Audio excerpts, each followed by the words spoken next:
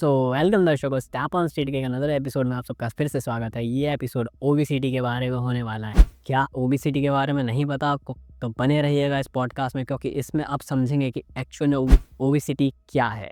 And इसी के साथ साथ हमने पीसीओएस एंड पीसीओडी के बारे में भी बात की है, क्योंकि हमारे साथ हैं डॉक्टर मनिका अग्रवाल जी, जो इन गायनेकोलॉजिस्ट हैं। मोदी जी कह रहे हैं कि हमारे देश में ओबेसिटी की, मोटापे की समस्या तो मेजरली किन किन फूडों से ओबेसिटी का ज़्यादा खतरा रहता है? जो फैट है वो एक एक्सेस लेवल पे आपकी बॉडी में डिपॉजिट हो जाए तो उसे ओबेसिटी कहते हैं। मैम, स्क्रीन टाइम से मेजरली कितना ज़्यादा इफेक्ट पड़ रहा है ओबेसिटी के? जैसे कि आप बता रहे हैं कि obesity and Zomato and Swiggy से भी एंड ऑनलाइन फूड डिलीवरी से भी ज़्यादा इफेक्टिव हो रहा है।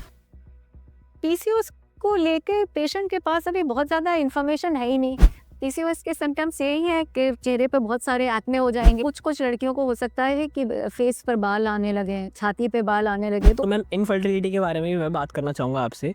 तो इनफर्टिलिटी क्या mentally pressure and mentally anxiety से भी इफेक्टेड होती है? इस पॉडकास्ट में एंड तक बने रहिएगा, सब्सक्राइब कीजिएगा, लाइक कीजिएगा। Step on speed.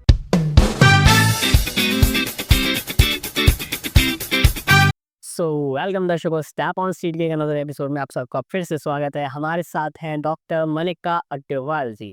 First of all ma'am, मैं पॉडकास्ट स्टार्ट करने से पहले आपसे कहना चाहूँगा, wish you a very happy birthday. Thank you. तो दर्शकों, मैं ये चाहूँगा कि आप सभी लोग मैम को विश करें कमेंट्स में। सो मैम, एंड आप बताइए मैम, आप थोड़ा अपने आप का इंट्रोडक्शन दे दीजिए पब्लिक को, जिससे कि आपके बारे में लोग जान पाए।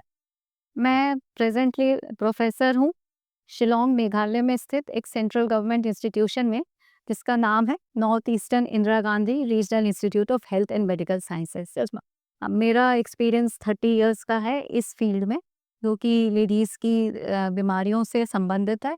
और आजकल मैंने रियलाइज़ किया कि पहले यंग लड़कियों में कम गायनेकोलॉजिकल प्रॉब्लम होती थी, लेकिन आजकल वो बढ़ गई है। तो इसके लिए एक अवेयरनेस क्रिएट करना ज़रूरी है। तो इसीलिए मैंने सोचा शायद इस ई पॉड से कुछ लड़कियां जो आपके इस ई पॉड को सुनती होंगी, शायद उन्हें इससे कुछ फ़ायदा होगा। यस मैम, हमारे काफ़ी यूज़ हैं जो स्टैप ऑन स्ट्रीट को फॉलो करते हैं। तो इसी के साथ मैम, मैं आपसे पूछना चाहूँगा कि एक बहुत मेजर टॉपिक है ओबेसिटी। तो ओबेसिटी के बारे में हम आपसे पहले स्टार्ट करेंगे। तो व्हाट एक्चुअल ओबेसिटी, ओबेसिटी क्या है? सी ओबेसिटी को आप एक लेमैन कहेगा मोटा है, वो ओबेसिटी है। और इसकी डेफिनेशन ये है कि देयर इज एक्सेसिव डिपोजिशन, जो फैट है वो एक एक्सेस लेवल पे आपकी बॉडी में डिपॉजिट हो जाए तो उसे ओबेसिटी कहते हैं। ओके, तो मैम इसके क्या-क्या सिम्पटम्स होते हैं? हम कैसे पता कर सकते हैं कि ये तो मोटा है, बट इसको ओबेसिटी है? ये कैसे डिफरेंस पता चलेगा? देखिए, ये मेजरमेंट होता है, ये नॉर्मल वेट है या ओवर वेट है या ओबेसिटी है, तो इसके लिए एक मेजरमेंट है। वैसे तो आप देखकर भी कह देते हैं भाई ये तो बड़ा स्लिम ट्रिम है, ये मोटा लग रहा है, ये बहुत ही ज़्यादा मोटा थुलथुला है। जी। और जो इसका मेजर है साइंटिफिक, उसे बॉडी मास इंडेक्स कहते हैं। ओके। तो इसमें वेट इन केजी लेकर एक फॉर्मूला है, ऊपर हाइट इन मीटर स्क्वायर है। तो ये फॉर्मूला अगर आप अपना वेट इन केजी और हाइट लेंगे तो गूगल पे डाल के आप अपना कैलकुलेशन कर सकते हैं। नहीं तो कई बार जिम वाले भी कैलकुलेट कर देते हैं, या आप किसी इस तरह के हेल्थ फिटनेस सेंटर से कैलकुलेट, तो वो भी आपको। तो जो बाकी एशियन इंडियंस की जो वैल्यू है बीएमआई की, ये बताने के लिए कि किसका नॉर्मल वेट है और किसका ओवर वेट है, वो डिफरेंट है। तो इंडियन वैल्यू जो है नॉर्मल वेट की, वो है 18 टू 23.9, ओके। और ओवरवेट की है 24 टू 25। ओके। और ओबीस उसे बोलते हैं जिसका बॉडी मास इंडेक्स 25 से भी ऊपर है। ओके, तो आप गूगल पे जाके भी बीएमआई कैलकुलेटर से आप अपनी बीएमआई सर्च कर सकते हैं। तो इसी के साथ मैं जानना चाहूँगा कि आज के टाइम पे ये इतना ही ज़्यादा क्यों बढ़ रहा है? आपको अ, पता भी लगता होगा कि जो ये है कि मोटापा बढ़ रहा है, जी। इसे डिजीज ऑफ एफ्लुएंस भी कह सकते हैं। रिचनेस बढ़ रही है, मोदी जी कह रहे हैं हमारी इकोनॉमी बढ़ रही है। जी। और उसके अलावा जैसे लोग पहले सड़क पे या बच्चे खेलते हुए दिखते थे, कोई फुटबॉल क्रिकेट, आजकल सब स्क्रीन पे ही खेल रहे हैं। और ऊपर से उनके पास जो है, पहले अगर कुछ खाना भी हो तो सोचना पड़ता था घर में कोई बनाएगा, आप बाहर जाओगे, अब स्विगी जोमेटो से मन हुआ तभी भी कुछ आपने मंगा लिया। यस। तो ये सारे कारण हैं कि लोगों की कैलोरी इंटेक ज़्यादा है।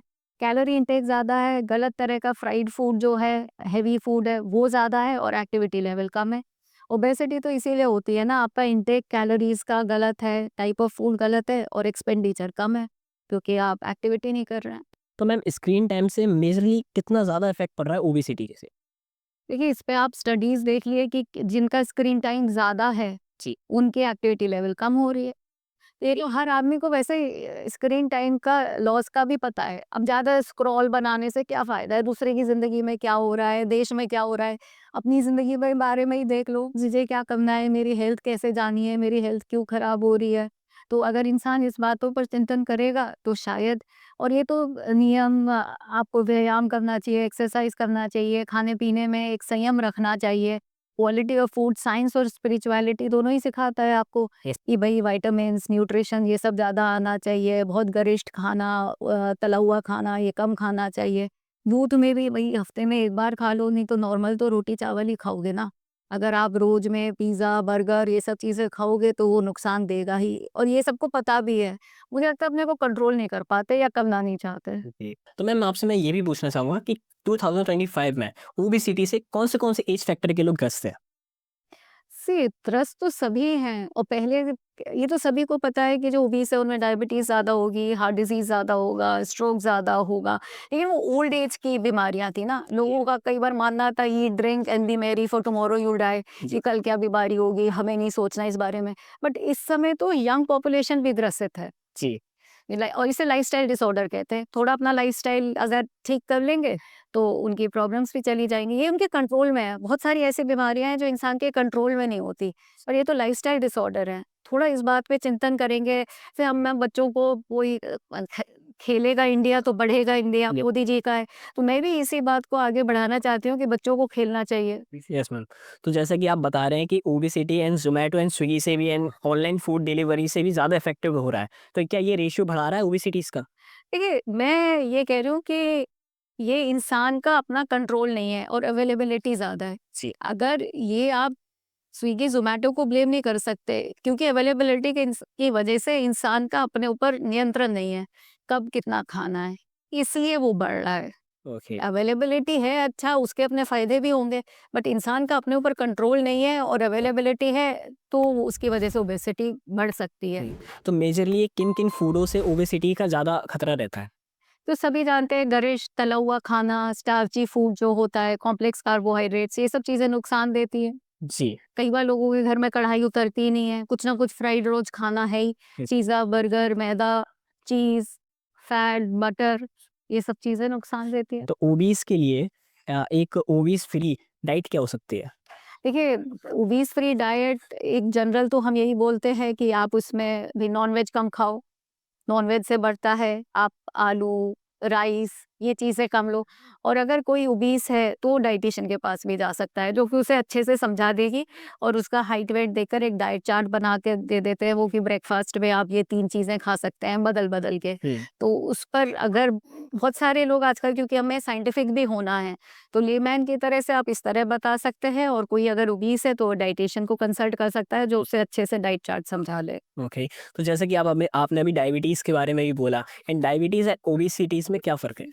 डायबिटीज़ में तो ये होता है कि जो बॉडी में ब्लड शुगर है वो बढ़ जाता है, उसके लिए दवा देते हैं इंसुलिन जैसी, और फिर डायबिटीज़ की वजह से ओबेसिटी एक रिस्क फैक्टर है जिससे डायबिटीज़ बन सकता है। हाँ। ओबेसिटी तो एक मोटापा है, सिंपल हिंदी में मोटापा है, और मोटे लोगों को डायबिटीज़ आमतौर से ज़्यादा होती है, इसीलिए उन्हें डाइट रिस्ट्रिक्शन देते हैं, एक्सरसाइज भी बताते हैं, हुँ। तो इन सब करने से उनके इंसुलिन लेवल्स ठीक रहते हैं। ओके। तो इसके साथ ओबेसिटी से मेंटल हेल्थ पे क्या फ़र्क पड़ता है? ओबेसिटी से मेंटल हेल्थ का तो आपको सभी पता है, स्पेशली यूथ में सब सुंदर लगना चाहते हैं। अब आप मोटा-मोटा करके किसी को कहोगे, वो ऊपर से भले ही हँस देगा, बट बॉडी शेमिंग हो गई उसकी। हुँ। तो उसके बाद उसे अंदर ही अंदर एंग्जायटी भी होगी, डिप्रेशन भी होगा, सोशल विथड्रॉल भी होगा, और कई बार अगर सब लोग उसका मज़ाक उड़ाएँगे, हो सकता है सुसाइडल टेंडेंसी भी हो जाए। क्योंकि कई बार ओबेसिटी कुछ बीमारियाँ जैसे थायरॉइड की है, उससे भी रिलेटेड है। ओके। बट फिर भी वो कंट्रोल की जा सकती है प्रॉपर ट्रीटमेंट लेके और एक्सरसाइज और डाइट कंट्रोल से। हुँ। तो ओबेसिटीज़ के सिम्पटम्स क्या रहते हैं लाइक एक्ने वगैरह? ये एक्चुअली एक सिंड्रोम है जिसे पॉलीसिस्टिक ओवेरियन सिंड्रोम कहते हैं, जो कि यंग लड़कियों में होता है, जो आमतौर पे मोटी होती है। तो अगर कोई लड़की है जो कि मोटी है, तो उसमें आप देखोगे उसके पीरियड्स भी रेगुलर हो जाएंगे, उसके चेहरे पे अलग तरह से मुहासे भी हो जाएंगे, और कई बार उस पे बॉडी फेस पे हेयर वगैरह, चेस्ट पे जहाँ नहीं होते वो हो जाते हैं। तो उन्हें ये समझना चाहिए कि अगर किसी लड़की को इस तरह के सिम्टम्स हो रहे हैं तो उन्हें गायनेकोलॉजिस्ट को कंसल्ट करना चाहिए। तो मैम जैसे कि आप एक गायनेकोलॉजिस्ट हो, तो पीसीओएस एंड पीसीओडी करके भी एक बीमारी है जिसके लिए कि काफ़ी लैक ऑफ अवेयरनेस है लोगों के बीच में, तो आप उसके बारे में भी ज़रूर बताएँ। हाँ, ये बहुत इम्पोर्टेंट है यंग लड़कियों को समझने के लिए कि जो मोटापा है, उससे उन्हें बहुत सारी बीमारियाँ हो रही हैं, जिसका नाम पीसीओएस है, जी। Polycystic ovarian syndrome okay. और पॉलीसिस्टिक ओवेरियन डिजीज़, जो भी कि बेसिकली सेम है। अल्ट्रासाउंड पे इनमें क्या होता है कि ओवरीज़ में कुछ सिस्ट बढ़ जाते हैं, बट इसके लक्षण ये हैं, क्योंकि आम तौर पे मोटी लड़कियों में देखे जाएंगे कि उनके पीरियड्स इरेगुलर हो जाएंगे। जैसे 12 महीने में 8 महीने ही पीरियड्स आए, कभी 45 दिन में, 2-3 महीने बाद। और इनमें कई बार एक्ने बहुत ज़्यादा हो जाते हैं और चेहरे पर भी बाल आ जाते हैं, चेहरे पे, छाती पे, अलग जगह। तो किसी में हो सकता है एक ही सिम्टम हो, किसी में 2-3 सिम्टम हो। तो इन लड़कियों को एक डॉक्टर के पास ले जाना चाहिए। और इसका फर्स्ट लाइन मैनेजमेंट है कि उनके मोटापे पर ध्यान देना चाहिए कि वो क्या खा रही हैं। कई बार माँओं का भी होता है, ज़्यादा खिलाती हैं, गरिष्ठ खाना बच्चे को पसंद का, इसे ये पसंद है, रोज़ कुछ फ्राइड खिला रही हैं, वो प्यार नहीं दिखा रही हैं, बच्चों को बीमारी की तरफ ले जा रही है। जी। तो मैम पीसीओएस के बारे में तो आपने बता दिया, एंड पीसीओडी के बारे में भी बताएँ। बेसिकली ये चीज़ें सेम ही है, टेक्निकली कुछ फ़र्क होगा बट मेन चीज़ यही है। हुँ। तो जब लड़की को ये लक्षण होता है तो वो डॉक्टर के पास जाते हैं, डॉक्टर अल्ट्रासाउंड कराता है, कुछ हार्मोनल टेस्ट कराता है, फिर डायग्नोसिस बनाता है। जी। और major first line of management तो यही है कि भई उसका वज़न कम कर दो, ये बोलते हैं 5 से 10% वज़न कम हो जाएगा, तो उसके काफ़ी सिम्पटम्स ठीक हो जाएँगे। ओके, तो मैम पीसीओएस के बारे के आप सिम्पटम्स भी बताएँ। पीसीओएस के सिम्पटम्स यही हैं कि चेहरे पे बहुत सारे एक्ने हो जाएँगे जो कि ठीक ही नहीं हो रहे हैं। ओके। तो उसके लिए फिर वो या तो कई बार डर्मेटोलॉजिस्ट के पास, स्किन डॉक्टर के पास जाएँगे, वो फिर गायनेकोलॉजिस्ट के पास भेजता है कि देखिए पीसीओएस नहीं। और कुछ-कुछ लड़कियों को हो सकता है कि फेस पर बाल आने लगे, छाती पे बाल आने लगे, तो वो समझते नहीं है कि ये क्या हो रहा है। हुँ। वो केवल एक कॉस्मेटिक उस सेंटर में चले जाएँगे, बट वो एक्चुअली मेडिकल डिज़ीज़ तो है। मैम पीसीओएस अभी तो हमने बात की टीनेजर्स में, येस। उसके बाद हम बात करेंगे आफ्टर मैरिड। आफ्टर मैरिड भी इसका खतरा बना रहता है क्या? हाँ, अगर वो उसकी लाइफ़स्टाइल वही रही, वही ओबेसिटी है, वही सिम्पटम्स है, तो आगे इनके बच्चे नहीं होते। तो वो भी एक बड़ी प्रॉब्लम है, भई मैरिड लाइफ़ हो गई, बच्चा नहीं हो रहा है, तो वो बहुत टेंशन हो जाती है। तो फिर पूरा इनफर्टिलिटी का मैनेजमेंट चलता है कि वो कि इस वजह से तो हम इन्हें हॉर्मोन्स वगैरह देते हैं। और कई बार पीसीओएस के लिए ऑपरेशन भी करना पड़ता है। मेरे पास कई बार लोग आते हैं कि इनको अल्ट्रासाउंड पे पीसीओएस बोला है, ऑपरेशन बोला है। ऑपरेशन फर्स्ट लाइन मैनेजमेंट नहीं है, लास्ट है। जैसे पहले हम कहेंगे लाइफ़स्टाइल ठीक करो, फिर उसके बाद कुछ दवाइयाँ देंगे जिससे कि इनके हार्मोन लेवल ठीक आ जाए। और अगर उसके बाद भी ठीक नहीं आते तो फिर ऑपरेशन करना पड़ता है। और ये अगर ओबेसिटी आगे भी बढ़ती जाएगी, तो वही जो हमने बोला था, इन पेशेंट्स में डायबिटीज़ का खतरा ज़्यादा है, हार्ट डिज़ीज़ का खतरा ज़्यादा है, जिसे मेटाबॉलिक सिंड्रोम कहते हैं। तो आगे भी बीमारियों की संभावना काफ़ी बनी रहती है। इसीलिए पीसीओएस की अवेयरनेस ज़रूरी है कि यंग लड़कियाँ, मतलब हम जनरली सोचते हैं कि वेट सही होना ब्यूटी का मैटर है, बट ये केवल ब्यूटी का मैटर नहीं है, ये matter physical, mental, emotional health सबका है। ओके। जैसे डब्ल्यूएचओ कहता है कि illness is not merely an absence of disease, ये नहीं है कि आपको बीमारी नहीं है, it is a state of complete physical, mental, emotional, social and spiritual health. Yes ma'am. अब स्पिरिचुअल हेल्थ क्या है? आप में आत्मबल है, आप में कॉन्फिडेंस है। अब कई बार ऐसा होता है लोग डिप्रेशन में ज्यादा खाने लगते हैं, यस मैम। तो ये भी एक प्रॉब्लम है, भई मैंने तो अचीव नहीं किया, लोग अब कह रहे हैं उसने कुछ सोचा था मुझे ये बनना था, कभी एग्ज़ाम में फ़ेल हो गए, कुछ डॉक्टर बनना था, इंजीनियर बनना था, एग्ज़ाम पास नहीं हुआ, किसी ने मज़ाक उड़ा दिया, अब डिप्रेशन में जाके खाने लगे। अब ज़्यादा खाने लगे तो स्पिरिचुअल हेल्थ, मतलब आप में एक आत्मबल, आप आत्मविश्वास नहीं है अपने में, तो आप खाने से अपने को प्लेज़र दे रहे हो। तो उसके बाद जब लोग मोटा करने लगेंगे, सोशल हेल्थ, आप जाना बंद कर दोगे, दोस्तों से मिलना, करना, आइसोलेशन। आइसोलेशन के बाद इमोशनल हेल्थ, एंग्जाइटी हो जाएगी, वो मेरे बारे में क्या सोच रहा है, मैं तो बिल्कुल बेकार हूँ। और डिप्रेशन क्या है, एक ही थॉट उसने मेरे बारे में, ये लोग मेरे बारे में पीछे से वही वही सोच सोच सोच डिप्रेशन हो जाएगा। और फिर डिप्रेशन के बाद आपकी फिजिकल हेल्थ, से सिर में दर्द हो रहा है, आपके एसिडिटी ज़्यादा हो रहा है, फाइब्रोमाइल्जिया, पूरी बॉडी में दर्द हो रहा है। तो एक तरह से मुझे लगता है फिजिकल स्पिरिचुअल हेल्थ कहीं ना कहीं एक दूसरे से जुड़ी हुई है। Yes ma'am. तो इंसान को एक तरह से अपनी लाइफस्टाइल में एक अध्यात्म, जैसे हम योगा बोलते हैं या कुछ इस तरह की चीज़ें अपनी लाइफ में ज़रूर इंक्लूड करनी चाहिए कि लाइफ में अप्स एंड डाउन्स होते रहते हैं। ओके मैम, जैसे कि आजकल के लोगों का एक मंत्रा और है कि one life and enjoy fully, तो आप उसके बारे में भी लोगों को ज़रा बताएँ कि अगर एक लाइफ मिली है, तो आप कुछ भी खा रहे हो। देखो, इंजॉयमेंट की डेफिनेशन ना सफल सार्थक लाइफ की क्या है? जी। आप एक इमेज बनाते हो कि हाँ, मैं इतना पढ़ के डॉक्टर बनूंगा, लोगों का भी भला करूंगा, अपना भी कमाऊंगा। मतलब एक पहले अभी तो थिंक बिग चलता है। हमारे यहाँ था सादा जीवन उच्च विचार। जी। मतलब मैं सोसाइटी को वापस क्या दे सकती हूँ? मैं उनका उद्धार कैसे कर सकती हूँ? जब मैं उनका भला करूँगी मेरा तो हो ही जाएगा। जी। लेकिन व्यसनी जीवन आजकल तो अल्कोहल भी बहुत हो गया है। जी। अल्कोहल, अच्छा खाना, पार्टी। अब ये डेफिनेशन फन की अच्छा जीवन हम भी चाहते हैं, लेकिन उस अच्छे जीवन की डेफिनेशन क्या है? Yes. हम अच्छा कमाएँ, अच्छा काम करें, हमारा काम एप्रिशिएट हो, दूसरे से को उससे फ़ायदा हो। केवल रोज-रोज पार्टियाँ करना तो कोई मेरे ख़्याल से पार्टी गोइंग लोग तो कई बार डिप्रेशन में ज़्यादा रहते हैं, हुँ। क्योंकि वहाँ का खान-पान भी ऐसा होता है, कई बार बात करते हुए भी आपस में कुछ विचारों का टकरार हो जाता है, तो और आदमी परेशान होके अपने अंदर।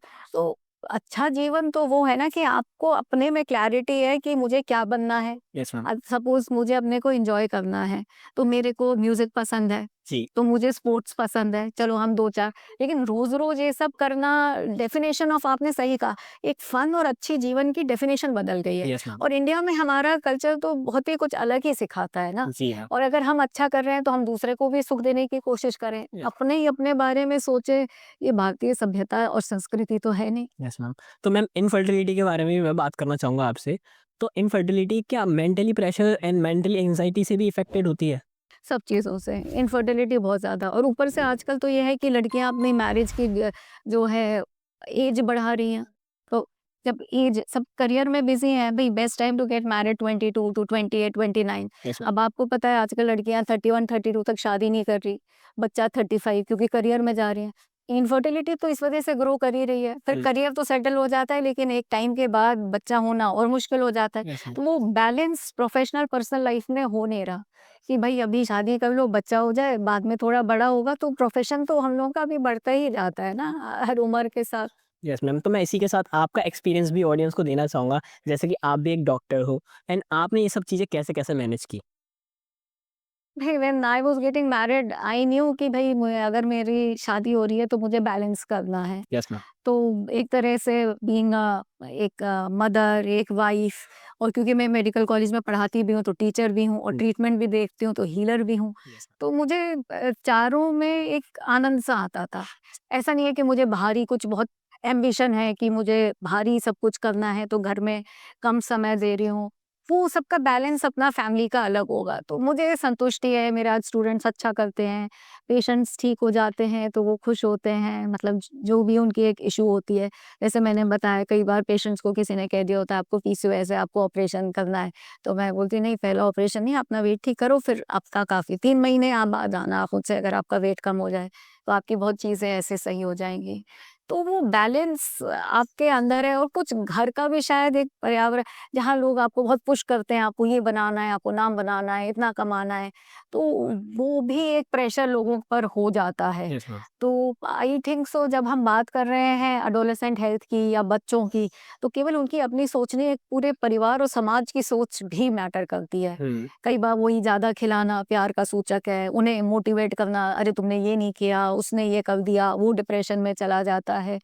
तो ये बैलेंस उनका, लेकिन सबसे ज़्यादा मेरे ख्याल से परिवार में अगर अच्छे विचार हों, एक अच्छा सोच हो, तो वो बैलेंस बन सकता है। Okay ma'am. जैसे कि आप गायनेकोलॉजिस्ट हो, आपके पास से कई सारे पेशेंट्स भी आते हैं, तो पीसीओ को लेके पेशेंट्स के पास क्या-क्या मिथ हैं? पीसीओएस को लेके पेशेंट के पास अभी बहुत ज़्यादा इन्फॉर्मेशन है ही नहीं। पहले तो इन्फॉर्मेशन होगी तभी तो मिथ आएँगे। Yes ma'am. तो पर्पस ही ये है कि जैसे लोग बाकी डायबिटीज़, हाइपरटेंशन शायद हर स्कूल गोइंग बच्चा जो है जानता होगा। मुझे लगता है या तो करिकुलम में भी लाइफ़स्टाइल डिसऑर्डर्स में पीसीओएस आ जाना चाहिए। जैसे कि हर स्कूल गोइंग लड़की को पता होना चाहिए कि पॉलीसिस्टिक ओवेरियन सिंड्रोम करके एक डिज़ीज़ है, जो कि मोटापे से रिलेटेड है। जब मैं यंग लड़कियों को देखती हूँ बीएमआई 30, 35, मुझे आश्चर्य होता है। मतलब लड़कियां जनरली अपने को फिट फाइन रखने के लिए एक्सरसाइज करती हैं, सभी सुंदर दिखना चाहती हैं, तो ये ऐसा इनमें क्या हुआ? कई बार मदर सही भी होती है, कई बार पूरा परिवार ही मोटा होता है, तो जी। लगता है कि हाँ, इन्हें खाने का बहुत शौक है। जी। तो उन्हें भी पता है ये बात, बट कंट्रोल नहीं कर पाते। जी। तो वो संयम, वो नियम कैसे अपनी लाइफ में धारण करें, शायद योगा करें कुछ, कुछ लोग एरोबिक्स करते हैं, कुछ ज़ुम्बा करते हैं, मतलब एक रूटीन लेवल पे। और खाने-पीने का जो भी घर में देखता है उसे इस बात का ध्यान देना चाहिए कि हम रूटीन लाइफ में एक सिंपल खाना खाना चाहिए। चलो हफ्ते में 1 बार आप फ्राइड बना लो, बट रोज़-रोज़ ये बनाना वो शायद सही नहीं है। फिर ये भी देखना पड़ेगा कि घर वालों के बा उस लड़की की एक्टिविटी कितनी है, कोई एथलीट है, कुछ है, तो उसका खाना आपको तो पता ही है, हर एथलीट का न्यूट्रिशन एक अलग ही वो चीज़ होती है। तो घर में भी एक जो खाना बनाने का दायित्व है, उसे टेस्ट वर्सेस हेल्थ, इस बात की थोड़ी नॉलेज होनी चाहिए। Yes ma'am. क्योंकि ये फ्रूट्स वगैरह उसमें कई बार होता है विटामिन की डेफिशिएंसी हो गई, आपकी न्यूट्रिशन की डेफिशिएंसी, मिनरल्स की डेफिशिएंसी हो गई। पता चला मोटापा तो हो गया, लेकिन बहुत सारी और डेफिशिएंसीज हो गई। Yes ma'am. अनीमिया हो गया, आयरन की डेफिशिएंसी हो गई, क्योंकि जो खाना डिसाइड कर रहा है उसे इस बात का बिल्कुल ही आइडिया नहीं है। जैसे हम दूध, दही इन सब पे भी वो होते हैं, इनसे कैल्शियम आएगा, तो सब चीज़ों का एक बैलेंस। या तो मुझे लगता है कि घर की गृहिणी को थोड़ा आइडिया होना चाहिए न्यूट्रिशन के बारे में। जनरली लोग टेस्ट के बारे में बात करते हैं, यस मैम। न्यूट्रिशनल के बारे में बात नहीं करते हैं। Yes ma'am. तो जैसे कि आजकल की इंडस्ट्री ने हमारे टेस्ट बड्स को भी हाईजैक कर लिया है, तो उसी के साथ मैं बात करना चाहूँगा कि जो बिल्कुल फेड फूड्स हैं, जो टेस्टलेस है, क्या उनका इंटेक भी हमें बढ़ाना चाहिए? आई डोंट कॉल इट कि वो टेस्टलेस फूड है, बहुत सारे फूड है, it is the quality of the food you are eating. आप क्या कहोगे, फ्रूट्स, वेजिटेबल्स ये सब क्या टेस्टलेस है? दाल क्या टेस्टलेस है?